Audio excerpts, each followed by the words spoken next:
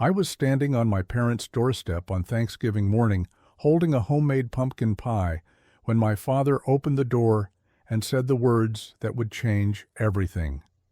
"We do not want to see your face." Behind him, my brother Derek stood there, with this smirk on his face like he had just won something. My mother was in the kitchen, her back turned to me. And for the first time in 30 years of trying to earn their love, I did not argue. I did not cry.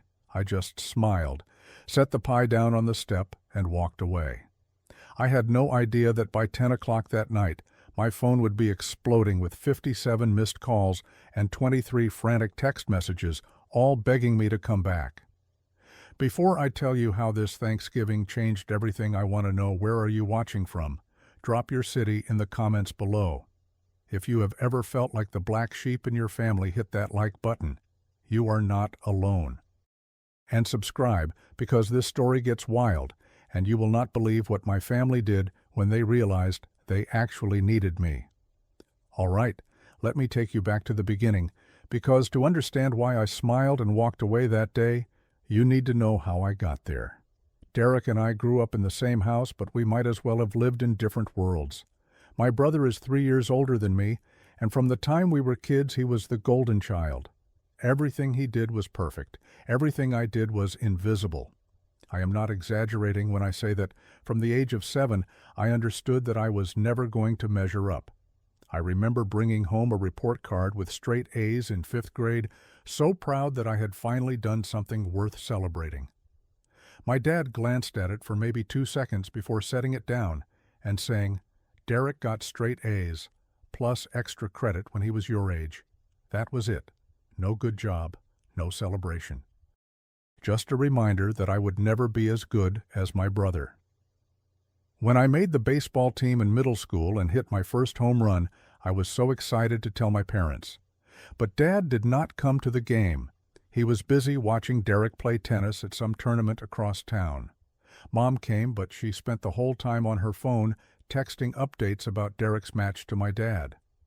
I stood at home plate looking up into the stands, and the spot where my father should have been sitting was empty. That was the moment I started to understand that no matter what I did, it would never be enough. They had chosen their favorite, and it was not me. Even our birthdays were different. When I turned 13, we had a small dinner at home with just our family. When Derek turned 16, my parents threw him a massive party with 50 of his friends, a DJ, and a car. An actual car. I got a used bicycle. I told myself it did not matter, that I did not need all that attention, but deep down, it hurt. It hurt so much that I stopped expecting anything at all. The wall in our living room was covered with photos of Derek, his football trophies, his academic awards, his graduation pictures. There was one small photo of me tucked in the corner by the staircase, like an afterthought. That pretty much sums up my childhood. As I got older, I tried to find my own path. I was not good at football like Derek, and I was not interested in business school. I loved photography. I spent hours capturing light and shadow, finding beauty in ordinary moments. When I was 17, I entered a statewide photography competition and won second place. I came home so excited, ready to share the news with my parents. My mom smiled and said, "That is nice, honey," before turning back to Derek to talk about his college applications. My dad did not even look up from his newspaper. He just said, "Photography will not pay the bills. You should focus on something practical, like your brother." Derek had just gotten accepted to Stanford with a full scholarship. That was all anyone could talk about for months. When I graduated high school with a 3.8 GPA and got accepted into the Art Institute, there was no party, no celebration. We had a quiet dinner at home, and halfway through, Dad looked at me and said, "Well, at least one of my sons is going somewhere." I felt like I had been punched in the stomach. I went to my room that night and cried for the first time in years. I decided then that I needed to leave. So I moved away for college, thinking that maybe distance would make them miss me. Maybe they would realize what they had taken for granted. But they barely called. Holidays were the only time I saw them, and even then, I felt like a guest in my own family. I am 30 years old now. I built a career as a freelance photographer. I work with magazines, advertising agencies, big brands. I make good money. I bought my own apartment in the city without asking my parents for a single dollar. I did it all on my own. Meanwhile, Derek went into finance. On the surface, he looked successful.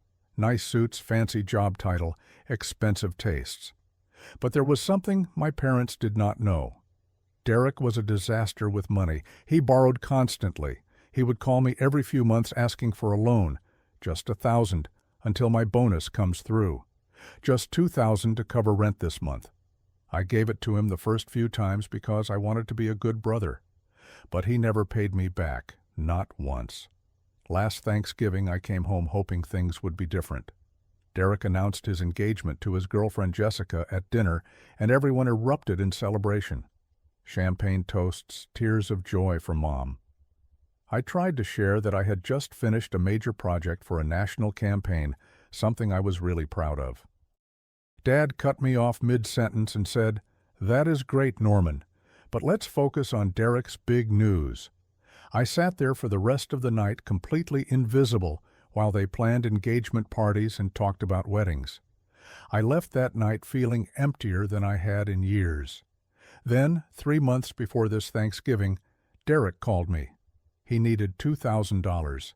He said his bonus was delayed and he just needed a little help. I said no. For the first time in my life, I looked at my phone and said, "Derek, you have never paid me back before. I cannot keep doing this." He got angry. He called me selfish and hung up on me. A week later, my mom called. Her voice was cold.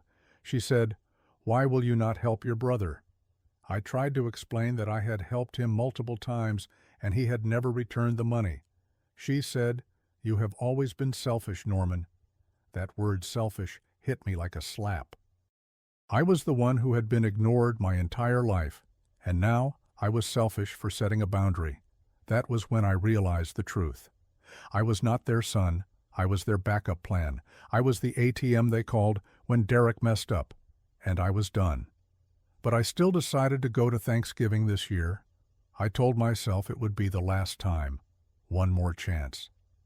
I made my mother's favorite pumpkin pie from scratch and drove 2 hours from the city to their house in the suburbs. I pulled up and saw Derek's brand new BMW in the driveway. I knew my parents had helped him pay for it.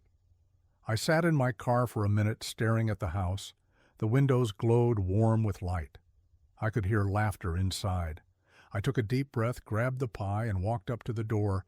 I rang the bell. I heard footsteps. The door opened. And that is when everything fell apart. My father stood in the doorway, his face cold and expressionless. There was no smile, no greeting, no warmth. Just a blank stare like he was looking at a stranger. Behind him I could see Derek standing near the staircase, holding a glass of wine. Jessica was next to him, looking uncomfortable. My mother was in the kitchen, her back to the door. She did not turn around. I forced a smile and said, "Hey, Dad, happy Thanksgiving." He did not respond. He just stood there blocking the doorway. I felt my stomach tighten, but I tried to keep my voice steady. I brought pie, Mom's favorite, pumpkin with cinnamon and nutmeg just like she likes. He cut me off. "We do not want to see your face." The words were sharp, cold, and final. For a second I thought I had misheard him. I blinked, my brain struggling to process what he had just said. I looked past him at Derek, who was smirking. Actually smirking. Like this was entertaining to him. Like watching me get humiliated was the highlight of his day. He raised his glass, slightly a tiny toast, to my misery. Jessica would not look at me. She stared down at her phone, pretending she was not there. My mother still had her back turned, stirring something on the stove, like nothing was happening. No one was going to defend me. No one was going to say, "Come in, Norman. We are glad you are here." Time seemed to slow down. I stood there on that porch holding a pie I had spent hours making, and I felt something inside me break. But it was not the kind of break that shatters you. It was the kind that sets you free. I looked into my father's eyes, searching for something, anything that resembled love or regret. There was nothing. Just cold indifference.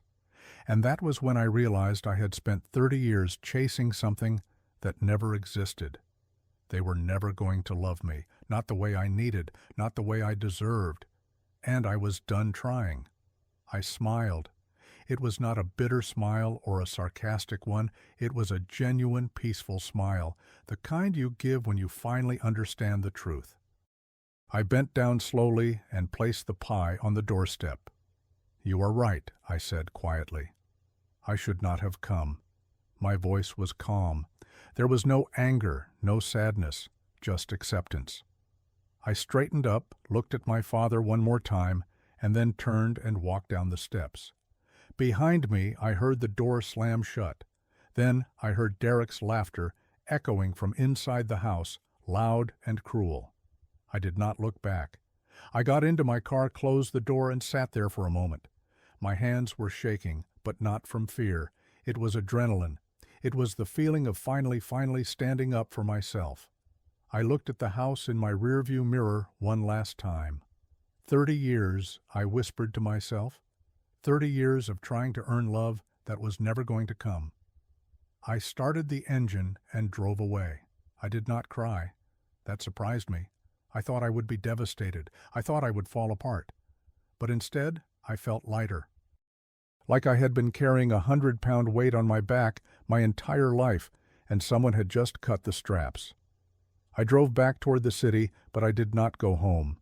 I stopped at a coffee shop I loved, ordered my favorite sandwich and a black coffee, and sat by the window. I pulled out my phone and texted my best friend Marcus.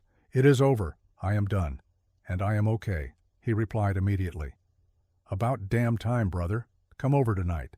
Sarah is making lasagna." I smiled. Real friends. People who actually wanted me around. That evening, I drove to Marcus and Sarah's house. They welcomed me with open arms, literally. Sarah hugged me and said, "We are so glad you are here."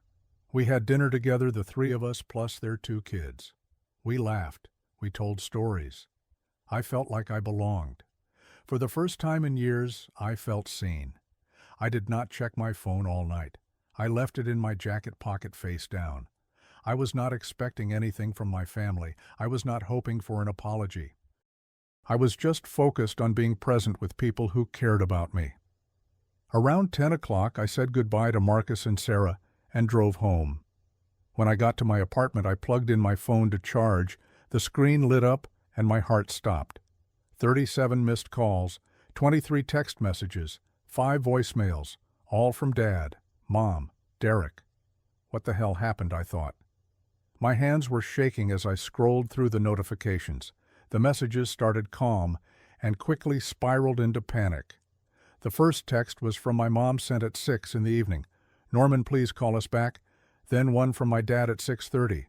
"We need to talk. Call me now." Then Derek at 7. "Dude, pick up your phone. This is serious." I opened the voicemails. The first one was from my mom. Her voice was shaking. "Norman, honey, please. We need you. Something happened with Derek. Please call us back." The second voicemail was from my dad. His voice, usually so firm and commanding, sounded almost desperate. "Son, I know things did not go well today, but we really need your help. It is about Derek. Please call." The last text message was from Derek, sent at 9:45. "I know you are ignoring us, but I am screwed, man. I need you." I sat on my couch staring at my phone. What could have possibly happened in the span of 6 hours that made them go from slamming the door in my face to blowing up my phone? I felt a mix of emotions, confusion, curiosity, and honestly, a little bit of anger. Now they needed me. I called Marcus. "Dude, my family is blowing up my phone. Something about Derek." Marcus was quiet for a second, then said, "Do not call them back tonight. Get some sleep. Handle it in the morning when you are clear-headed." He was right. I put my phone on silent, flipped it face down on my nightstand, and tried to sleep. But my mind raced. What happened? What could Derek have done that was so serious? They needed me after 30 years of treating me like I did not matter. The phone kept lighting up throughout the night. By the time I woke up the next morning, I had 56 missed calls. I made myself a cup of coffee, sat at my kitchen table, and stared at my phone. Part of me wanted to ignore them completely. But another part of me, the part that had spent 3 decades trying to be a good son, could not let it go. I needed to know. I called my mom. She answered on the first ring. "Norman. Oh, thank God, where have you been?" Her voice was frantic, like she had been awake all night. "I had Thanksgiving dinner with friends," I said calmly.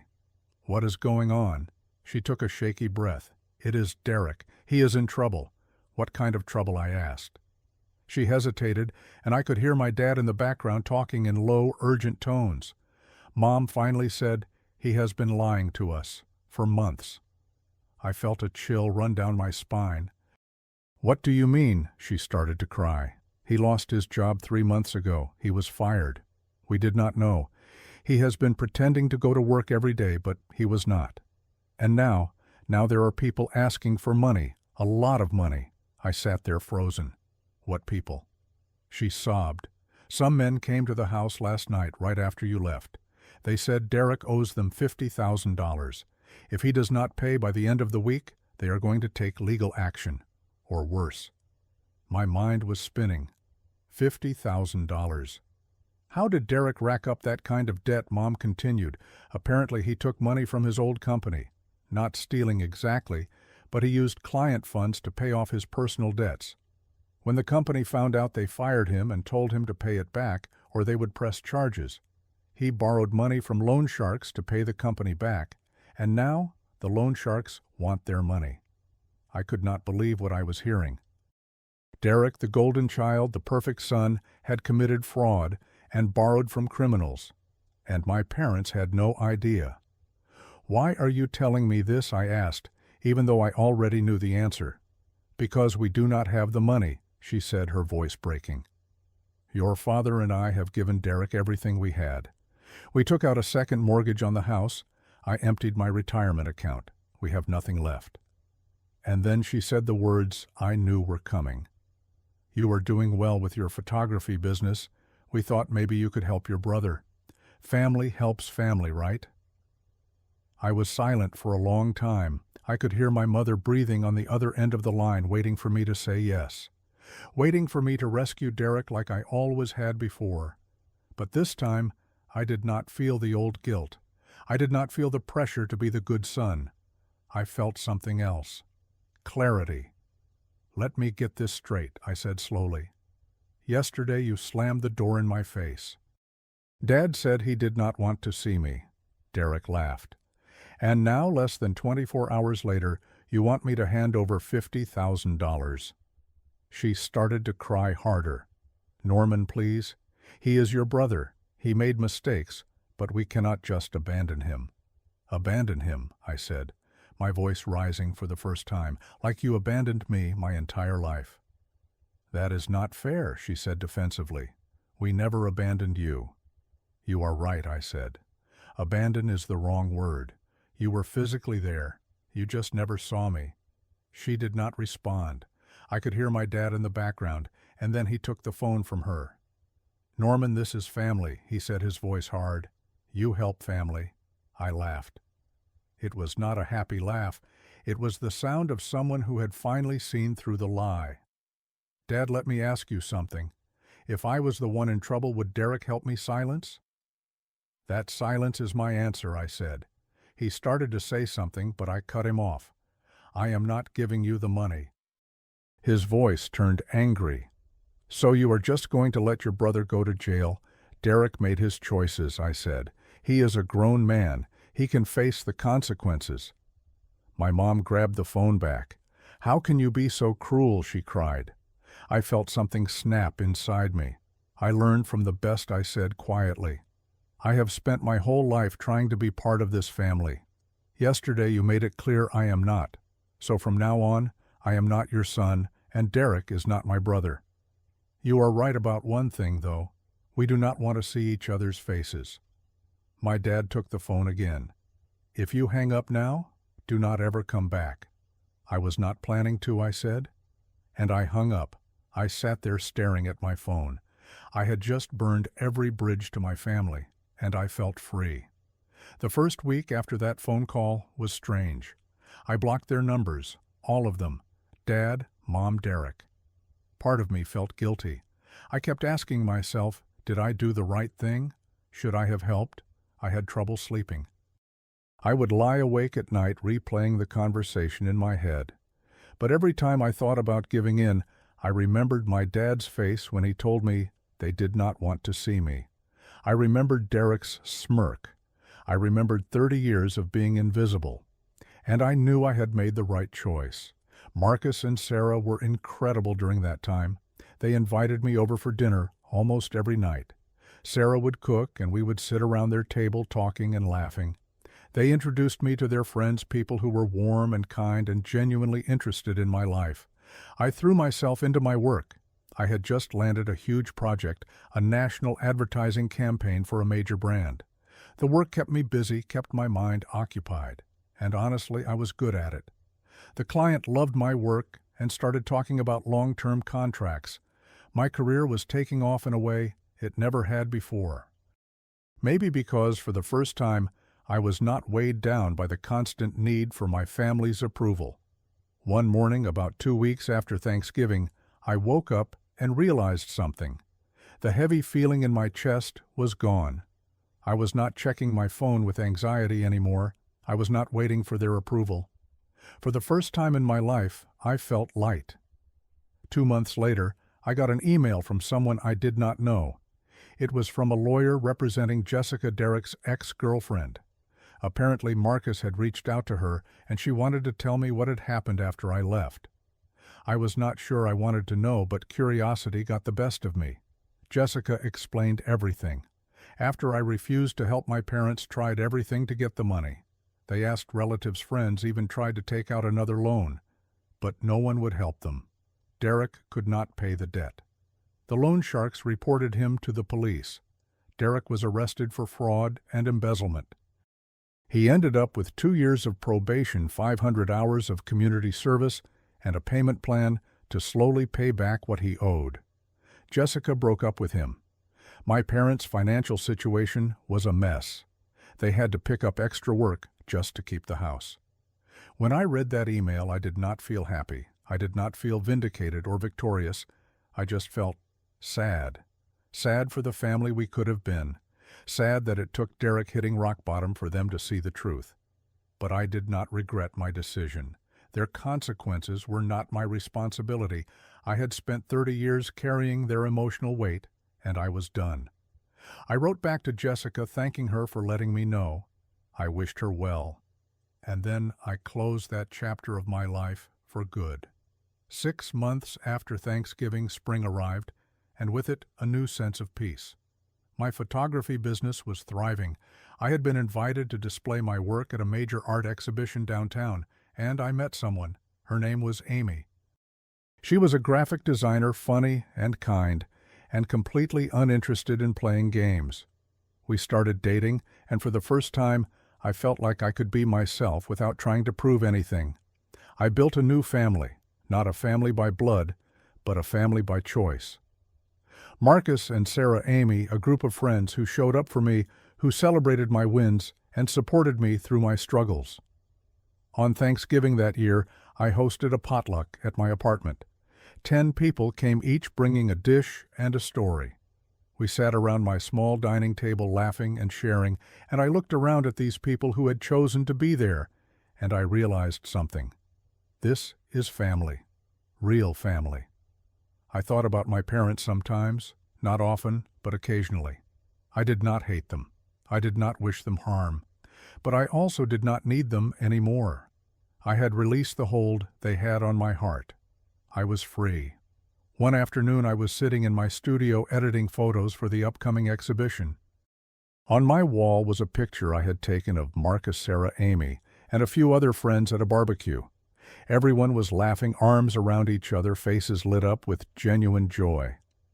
I stared at that photo for a long time.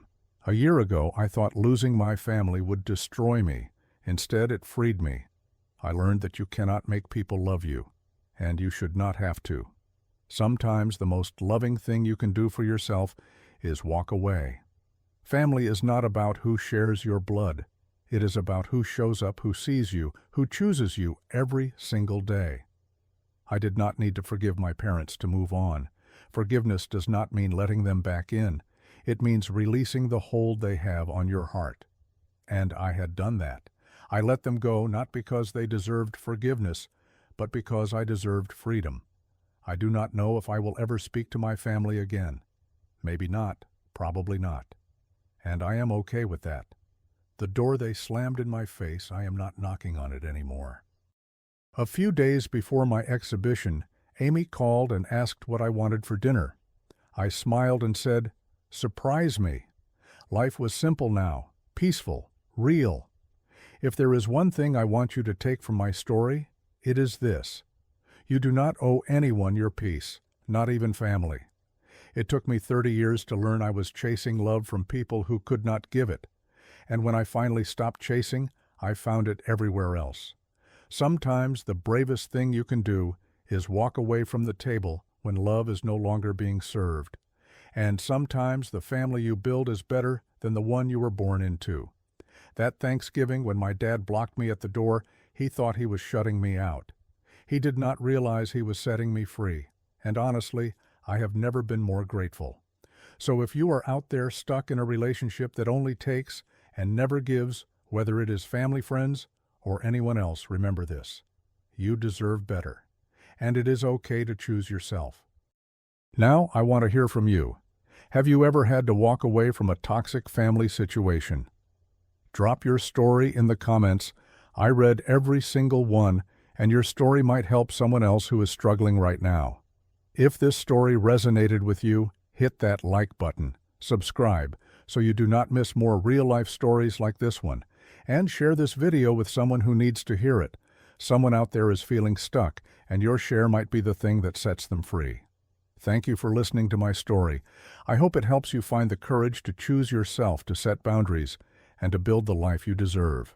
Take care of yourself out there. You are worth it.